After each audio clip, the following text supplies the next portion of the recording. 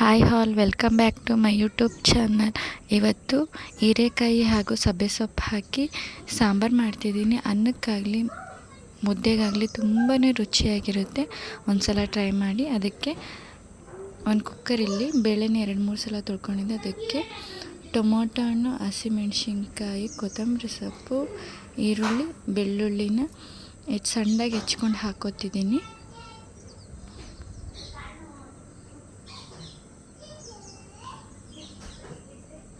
ಹಾಗೆ ಅದ್ರ ಜೊತೆ ಹೀರೆಕಾಯಿ ಮತ್ತು ಸಬ್ಬೆ ಸೊಪ್ಪನ್ನು ತೊಳ್ಕೊಂಡು ಅದಕ್ಕೆ ಹಾಕೋತಿದ್ದೀನಿ.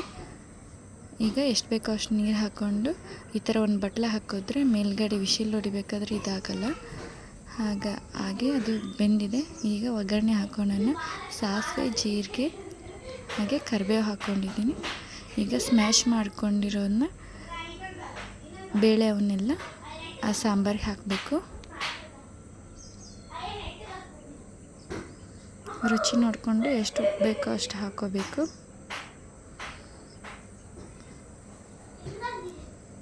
ತುಂಬಾ ರುಚಿಯಾಗಿರುತ್ತೆ. ಒಂದ್ಸಲ ಟ್ರೈ ಮಾಡಿ. ಇಷ್ಟು ಕನ್ಸಿಸ್ಟೆನ್ಸಿ ಇದ್ದರೆ ಸಾಕು. ತೀರಾ ತೆಳ್ಳಗಾದರೆ ರುಚಿ ಸಿಗಲ್ಲ, ಹಾಗೆ ಅದು ಚೆನ್ನಾಗಿ ಕೂಡ ಆಗಲ್ಲ.